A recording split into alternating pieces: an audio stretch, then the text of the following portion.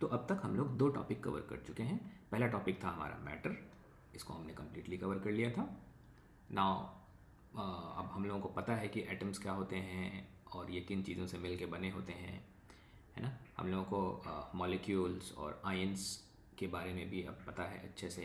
Ions जो हैं, अगर आपको ध्यान में हो, पॉजिटिव आयंस और नेगेटिव आयंस 2 तरीके के होते हैं ना। पॉजिटिव आयंस को कैटायंस बोलते हैं, नेगेटिव आयंस को एनायंस बोलते हैं।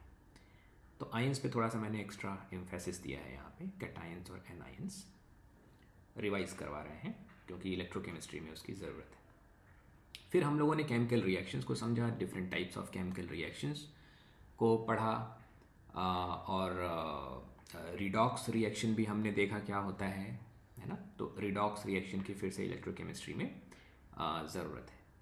अब आज जो थर्ड टॉपिक है उसको स्टार्ट करने जा रहे हैं, विच इज़ इलेक्ट्रोकेमिस्ट्री। ठीक है, तो इलेक्ट्रोकेमिस्ट्री में हमें काफ़ी चीज़ें स्टडी करनी है, जैसे कि कोरोजन, गैल्वेनाइजेशन, इलेक्ट्रोप्लेटिंग और सेल और बैटरी के बारे में हमें फिर डिस्कशन करना है। तो थोड़ा सा अगेन बड़ा टॉपिक है, इसको कई पार्ट में समझेंगे।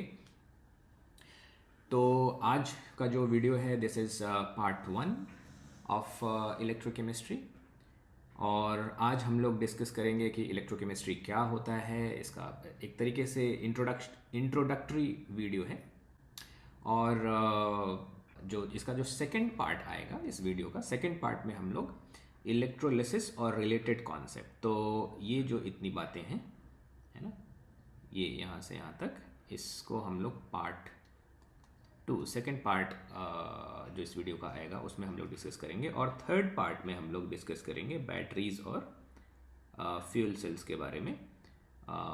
ये हम लोग पार्ट 3 में डिस्कस करेंगे, ठीक है।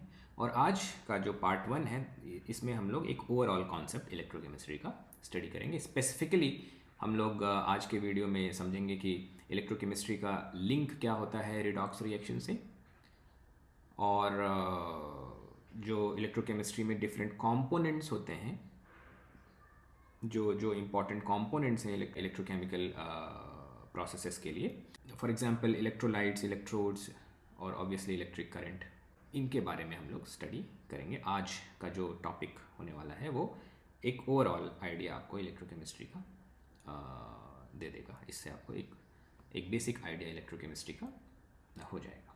तो चलिए लेट्स बिगिन। तो सबसे पहले हम लोग ये समझने की कोशिश करेंगे आज के वीडियो में कि केमिकल रिएक्शन और इलेक्ट्रिसिटी के बीच का क्या रिलेशन होता है। तो चलिए देखते हैं व्हाट इज़ इलेक्ट्रोकेमिस्ट्री। तो इलेक्ट्रोकेमिस्ट्री का जो बेसिक आइडिया है वो सिंपल है। तो अगर हम बेसिक आइडिया इलेक्ट्रोकेमिस्ट्री का देखें,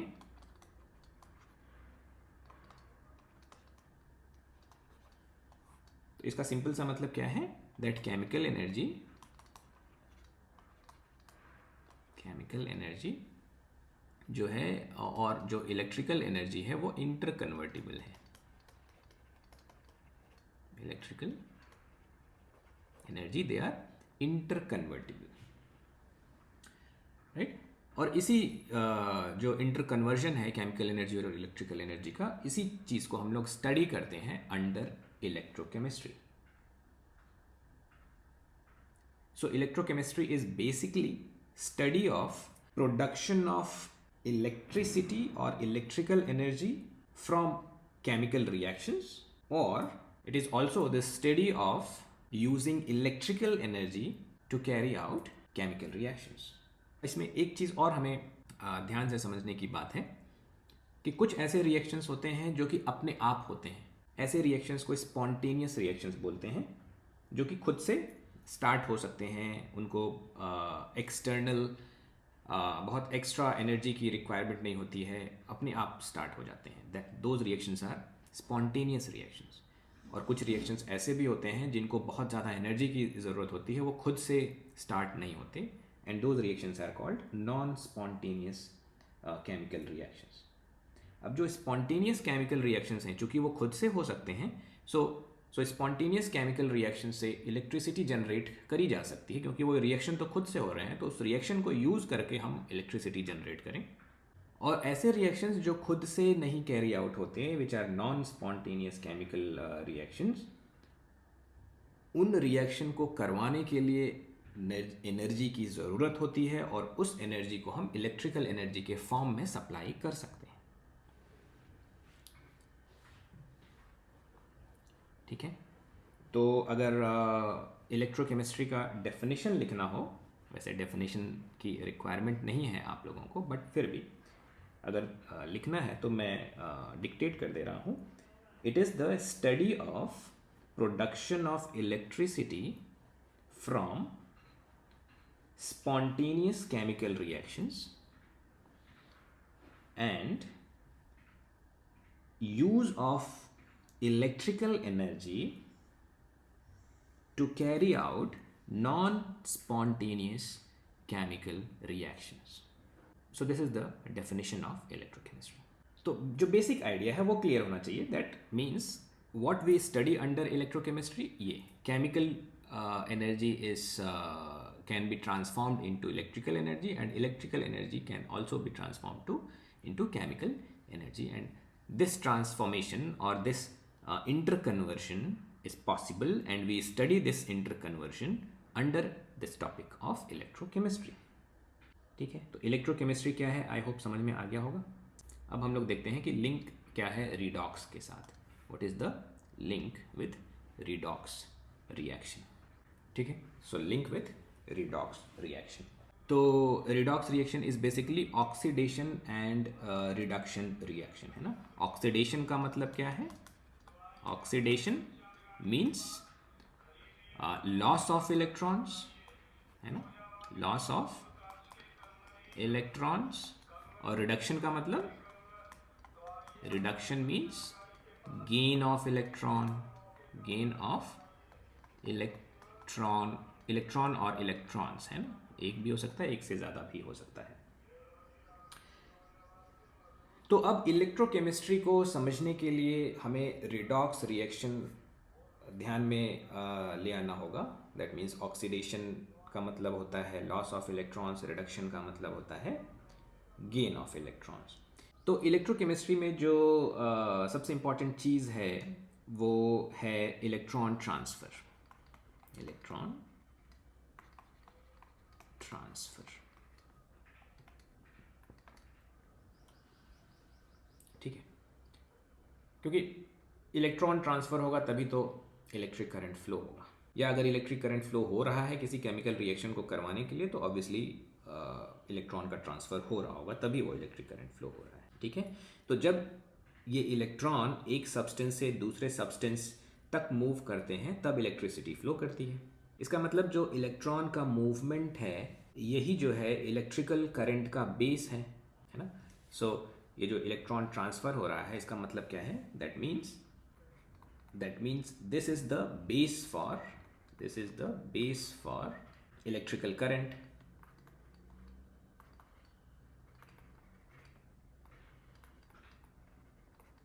यही है इलेक्ट्रिकल करंट का बेस. ठीक है, एक बार फिर से समझते हैं, इस बात को कि रिडॉक्स के साथ लिंक कैसे हो रहा है यहाँ पे. तो रिडॉक्स रिएक्शन को याद करते हैं. रिडॉक्स रिएक्शन ऐसे रिएक्शंस हैं जहाँ पे ऑक्सीडेशन और रिडक्शन होता है, और ये साथ साथ में ही हमेशा होते हैं. ऐसा कभी नहीं होगा कि ऑक्सीडेशन हुआ और रिडक्शन किसी का नहीं हुआ. तो अगर कहीं पे ऑक्सीडेशन हो रहा है किसी का, तो किसी न किसी का उसी के साथ साथ में रिडक्शन भी हो रहा होगा वहीं पे. ऑक्सीडेशन का मतलब होता है लॉस ऑफ इलेक्ट्रॉन्स और रिडक्शन का मतलब होता है गेन ऑफ इलेक्ट्रॉन्स. और इलेक्ट्रोकेमिस्ट्री में क्या होता है, इलेक्ट्रॉन्स का ही ट्रांसफ़र होता है, और ऑक्सीडेशन रिडक्शन में भी वही हो रहा है. तो कहीं ना कहीं ये जो इलेक्ट्रोकेमिकल प्रिंसिपल्स हैं वो इसी ऑक्सीडेशन और रिडक्शन को यूज़ कर रहे होंगे, या इलेक्ट्रोकेमिस्ट्री में ऑक्सीडेशन और रिडक्शन वाला प्रोसेस हो रहा होगा, ऐसे समझ सकते हैं. क्योंकि इलेक्ट्रॉन का ट्रांसफ़र हो रहा है ना, जहाँ पे भी इलेक्ट्रॉन का ट्रांसफ़र होगा तो कोई तो इलेक्ट्रॉन देगा, और कोई अपना इलेक्ट्रॉन देगा तो किसी को देगा. जिसने अपना इलेक्ट्रॉन दिया उसका ऑक्सीडेशन हो गया क्योंकि वहाँ पे लॉस ऑफ इलेक्ट्रॉन हो गया, और जिसने उस इलेक्ट्रॉन को लिया वहाँ पे उसका रिडक्शन हो गया क्योंकि वहाँ पे गेन ऑफ इलेक्ट्रॉन्स हो गया होगा. जब इलेक्ट्रॉन मूव करता है, इलेक्ट्रॉन ट्रांसफ़र में हो क्या रहा है, इलेक्ट्रॉन का मूवमेंट हो रहा है. और अगर आप याद करोगे तो इलेक्ट्रिक करंट को डिफाइन कैसे करते हैं, what is electric current, it is movement of electrons only. इसी मूवमेंट ऑफ इलेक्ट्रॉन को तो इलेक्ट्रिक करंट बोलते हैं. है ना। किसी अगर एक पर्टिकुलर डायरेक्शन में इलेक्ट्रॉन मूव कर रहे हों तो उसी को हम लोग क्या बोलते हैं, इलेक्ट्रिक करंट बोलते हैं। तो इस ऑक्सीडेशन रिडक्शन रिएक्शन को हम इस तरीके से कैरी आउट करते हैं कि ये जो मूवमेंट हो रहा है इलेक्ट्रॉन का वो डायरेक्शनल हो जाए, एक एक एक पर्टिकुलर डायरेक्शन में ही ये इलेक्ट्रॉन मूव कर रहे हो, तो इलेक्ट्रिक करंट जनरेट हो जाती है। ठीक है, तो यही जो इलेक्ट्रॉन का ट्रांसफ़र हो रहा है यही है इलेक्ट्रिक करंट का बेस। तो बेसिकली हम लोग केमिकल एनर्जी, जो कि रेडॉक्स रिएक्शन एक तरीके का केमिकल रिएक्शन ही है, तो केमिकल रिएक्शन को यूज़ करके इलेक्ट्रिक करंट जनरेट कर रहे हैं अंडर इलेक्ट्रोकेमिस्ट्री। ठीक है, ये कैसे होता है इसको हम लोग समझते हैं। ये कंपोनेंट्स जब हम अब हम डिस्कस करने जा रहे हैं कि क्या क्या कंपोनेंट्स होते हैं इलेक्ट्रोकेमिस्ट्री में इन्वॉल्व, है ना। तो ये समझ लेंगे तो ये और अच्छे से समझ में अभी आ जाएगा। तो चलिए डिस्कस करते हैं अब अगला टॉपिक विच इज़ कंपोनेंट्स। ये वाला टॉपिक अब हम डिस्कस करने जा रहे हैं। What are the different components required, है ना। Basically components required for electrochemical process. तो इलेक्ट्रोकेमिकल प्रोसेसेस के लिए कौन कौन से कंपोनेंट की रिक्वायरमेंट है वो हम लोग देखते हैं। सबसे पहले हमें चाहिए होता है सबसे पहला जो रिक्वायरमेंट है दैट इज इलेक्ट्रोलाइट। फिर हमें चाहिए होता है इलेक्ट्रोड चाहिए होता है, और इलेक्ट्रिक करंट जो है वो बेसिकली आउटकम है, एक तरीके से कह सकते हैं। अगर वो सेल और बैटरी होगा तो जो रिएक्शन हो रहा होगा उसका आउटकम होगा इलेक्ट्रिक करंट, या इलेक्ट्रिक करंट को यूज़ करके हम कोई केमिकल रिएक्शन कर रहे होंगे, तो इलेक्ट्रिक करंट भी एक तरीके से इसका एक कंपोनेंट ही है विच इज़ आइदर इनपुट और आउटपुट ऑफ इलेक्ट्रोकेमिकल प्रोसेस, है ना। तो इलेक्ट्रिक करंट। तो स्टार्ट करते हैं, एक एक करके इन सभी कॉन्सेप्ट्स को समझते हैं। तो सबसे पहले हम लोग देखेंगे इलेक्ट्रोलाइट क्या होते हैं। इलेक्ट्रोलाइट ऐसे कंपाउंड हैं जो कि इलेक्ट्रिसिटी कंडक्ट कर सकते हैं लिक्विड स्टेट में या एक्वस स्टेट में, है ना। सो electrolytes, so these are compounds that can conduct electricity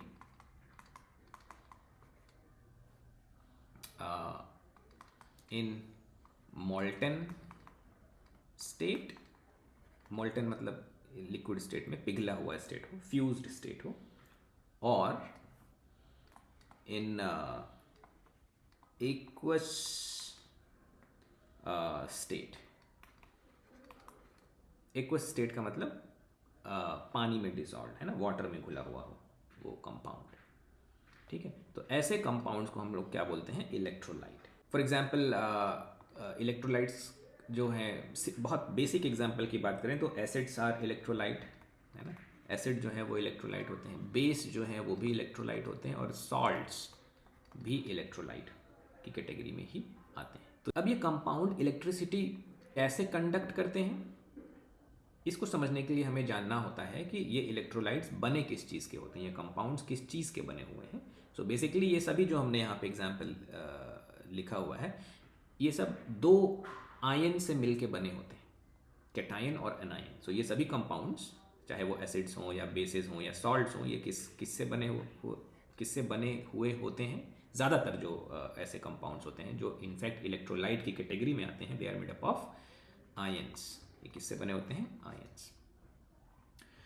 और जब ये इन आयंस को, जब ये सॉलिड स्टेट में होते हैं तो ये आयंस फ्री टू मूव नहीं होते हैं। तो सॉलिड स्टेट में जनरली ये इलेक्ट्रिसिटी कंडक्ट नहीं करते। तो एसिड अगर सॉलिड फॉर्म में होगा तो वो सॉलिड स्टेट में होगा तो वो इलेक्ट्रिसिटी कंडक्ट नहीं करेगा, या बेसिस अगर बेस कोई सॉलिड फॉर्म में होगा तो वो इलेक्ट्रिसिटी कंडक्ट नहीं करेगा। वैसे ही सॉल्ट, जैसे सोडियम क्लोराइड है ना, NaCl सॉल्ट, वो सॉलिड स्टेट में इलेक्ट्रिसिटी कंडक्ट नहीं करता।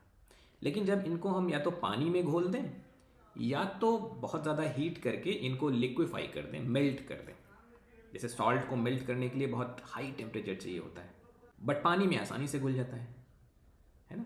हाउएवर दोनों ही स्टेट में, लिक्विड स्टेट हो यानी मोल्टन स्टेट या पानी में एक्वस स्टेट में, ये आयंस फ्री टू मूव हो जाते हैं, और जैसे ही ये फ्री हो जाते हैं ये अब इलेक्ट्रिसिटी कंडक्ट कर सकते हैं। ठीक है, आयंस दो तरीके के होते हैं, आप लोग जानते हैं, पॉजिटिव आयन और नेगेटिव आयन। ये पॉजिटिव वाले को क्या बोलते हैं, कैटायन, और नेगेटिव वाले को क्या क्या बोला जाता है, एनायन, है ना।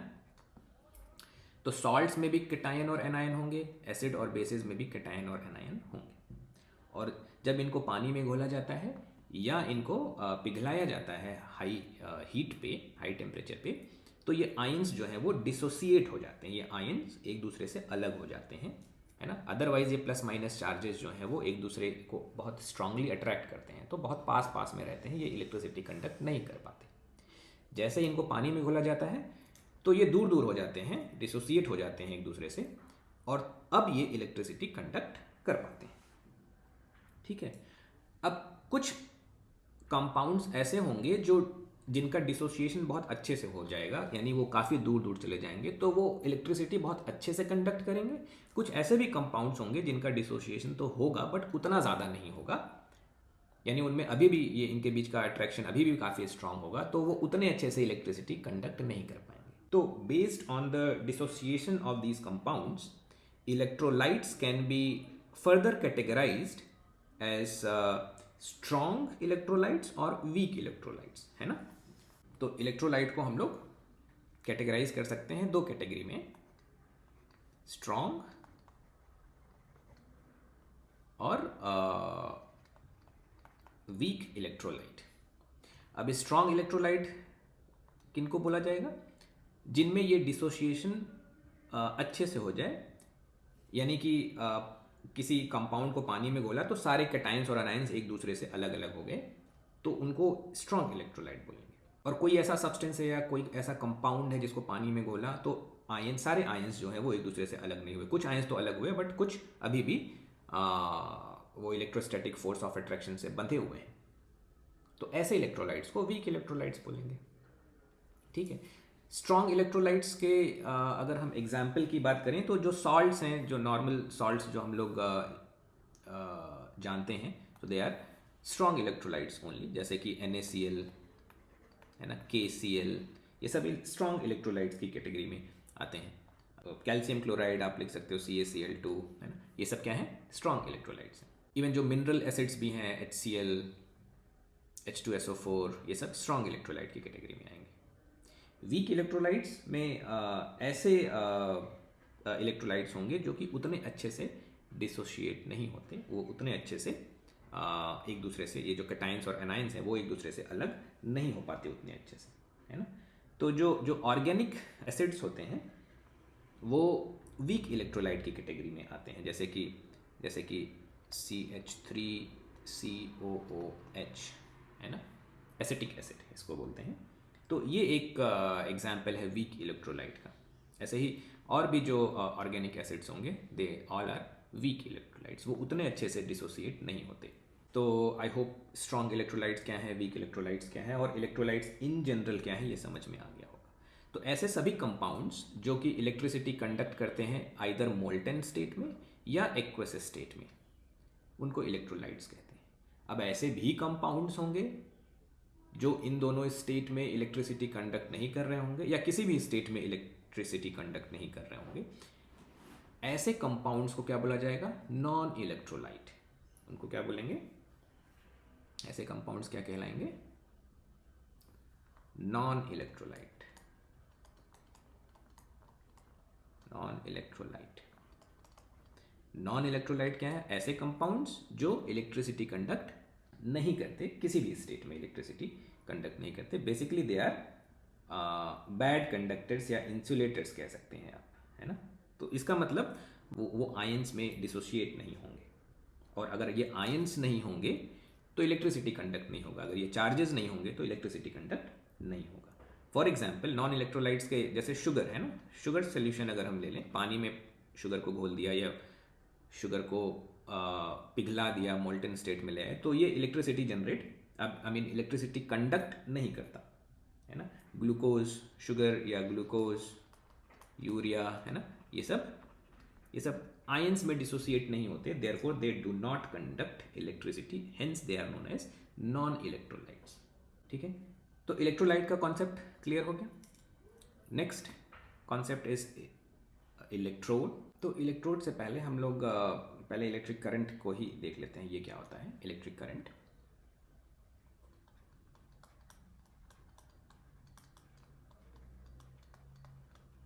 Electric current it is basically flow of electrons.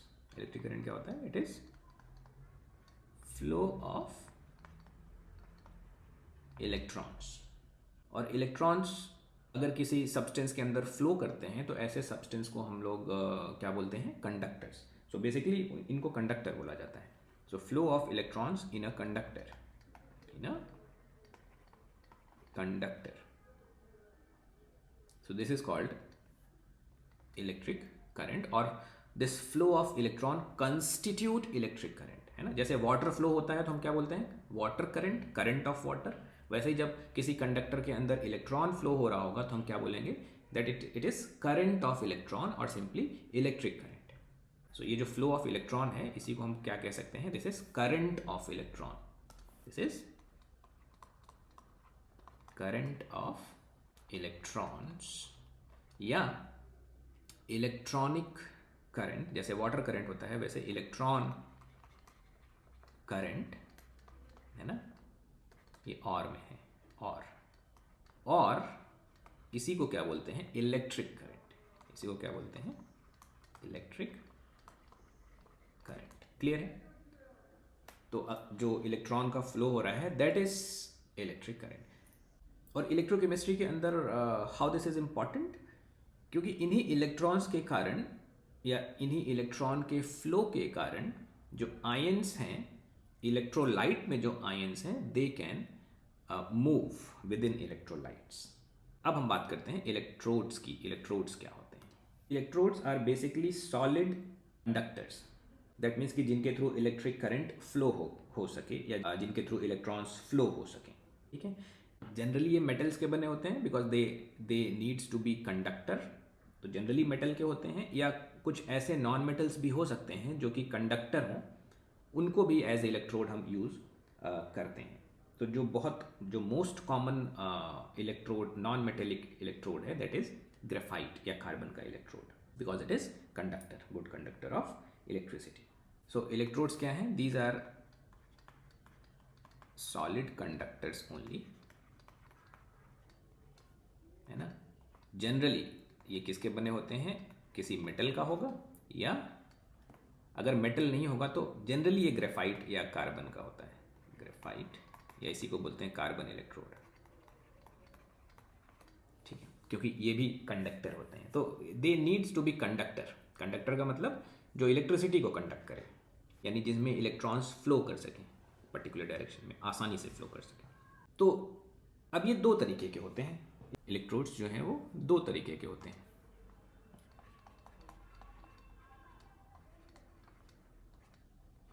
एक को बोला जाता है कैथोड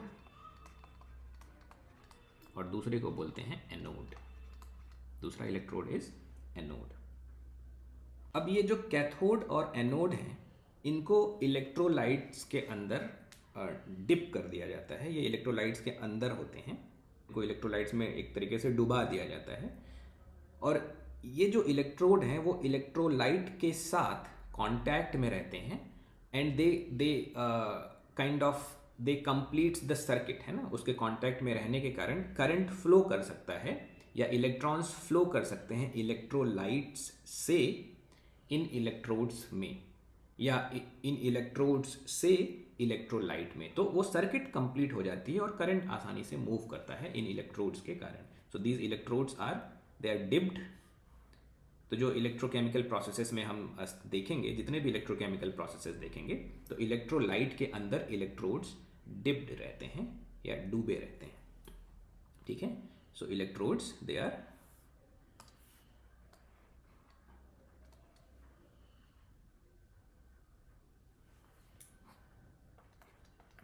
dipped in इलेक्ट्रोलाइट, है ना। क्यों डूबे रहते हैं? To create electrical contact. I mean इनके डूबने के कारण इलेक्ट्रिकल कॉन्टैक्ट बन पाता है। इलेक्ट्रिकल कॉन्टैक्ट क्रिएट करते हैं इलेक्ट्रोलाइट के साथ, ये कैथोड और एनोड। अब जो रिडॉक्स रिएक्शन होता है वो इन्हीं कैथोड और एनोड पे ही होते हैं। कैथोड पे रिडक्शन होता है और एनोड पे ऑक्सीडेशन होता है। जो कैथोड हैं इस पे क्या होता है, तो कैथोड पे रिडक्शन होता है और एनोड पे ऑक्सीडेशन होता है ना। ध्यान रखना है, कैथोड पे रिडक्शन होता है, कैथोड का रिडक्शन नहीं होता है, कैथोड पे रिडक्शन हो रहा होगा। इसका मतलब कैथोड खुद क्या कर रहा होगा, वो इलेक्ट्रॉन लूज कर रहा होगा, वो इलेक्ट्रॉन दे रहा होगा रिडक्शन कैरी आउट करने के लिए, और एनोड पे ऑक्सीडेशन हो रहा है। इसका मतलब एनोड खुद क्या कर रहा होगा, एनोड खुद इलेक्ट्रॉन ले रहा होगा कि वहाँ पे ऑक्सीडेशन हो पाए किसी और का, है ना। तो किसी और का ये रिडक्शन और ऑक्सीडेशन हो रहा है कैथोड के ऊपर और एनोड के ऊपर, ठीक है।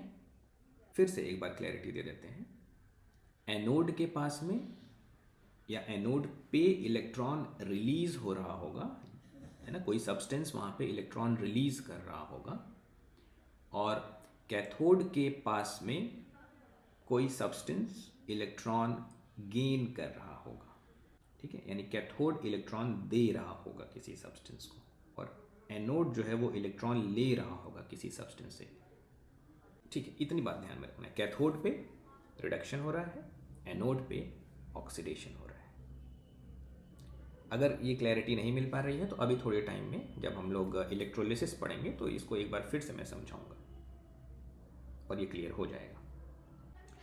तो ये थे different components of electrochemical processes. अब ये हमारे लिए इतना मैटर क्यों करता है, यानी इस एग्जामिनेशन के लिए इतना मैटर क्यों करता है, वाई इलेक्ट्रोकेमिस्ट्री मैटर्स, है ना। अब ये समझते हैं कि वाई इट मैटर्स। ये मैटर हमारे लिए ये बहुत ज़्यादा मैटर करता है, वो इसलिए क्योंकि ये एक थियरी नहीं है ना,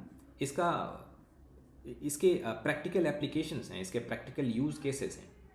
जैसे कि जो बैटरीज़ हैं वो इलेक्ट्रोकेमिस्ट्री पे ही बेस्ड हैं। कुछ कुछ बातें तो अब आपको ऑलरेडी पता ही हो चुकी होंगी, है ना, यहाँ पे मैंने लिखा ही है। तो जो बैटरी हैं, batteries they are based on electrochemical principles, they work on electrochemical principles. जो फ्यूल सेल्स हैं, और ये हमारे लिए साइंस एंड टेक्नोलॉजी का ये बहुत इंपॉर्टेंट कॉन्सेप्ट्स हैं। जो फ्यूल सेल्स होते हैं, है ना, दे work on the principles of electrochemistry. Electrolysis है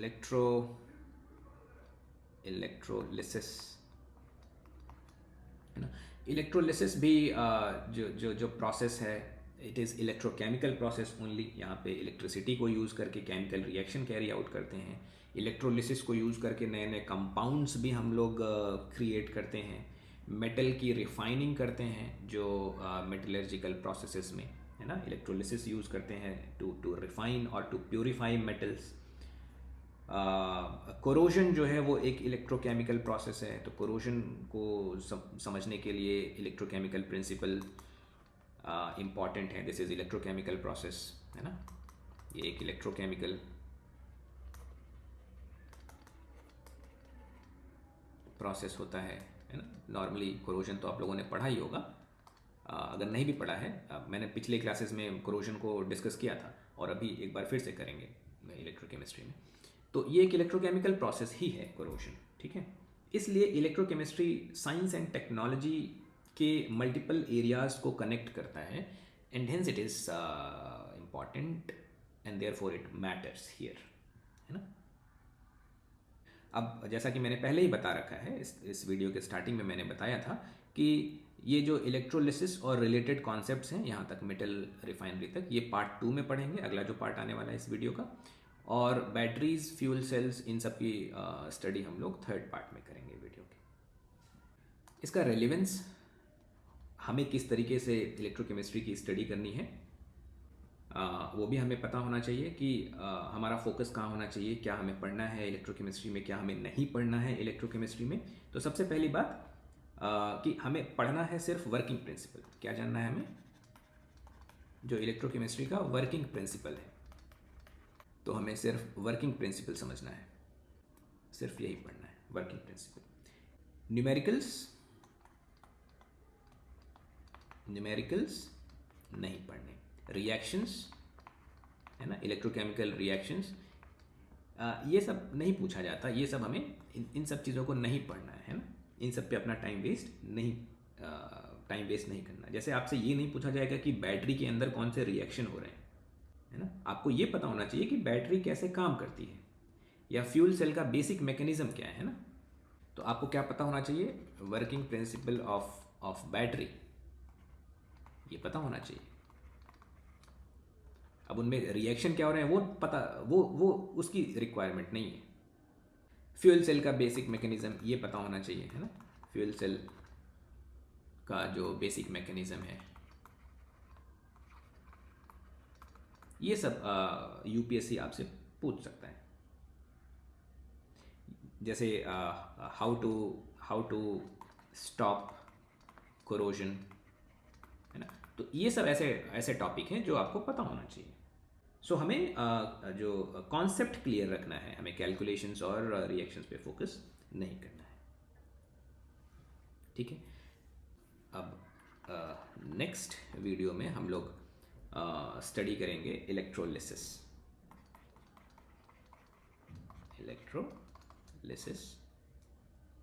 and related concepts like galvanisation, corrosion, ये सब स्टडी करेंगे। तो इलेक्ट्रोलिसिस जो है वो हमारा अगला वीडियो होगा।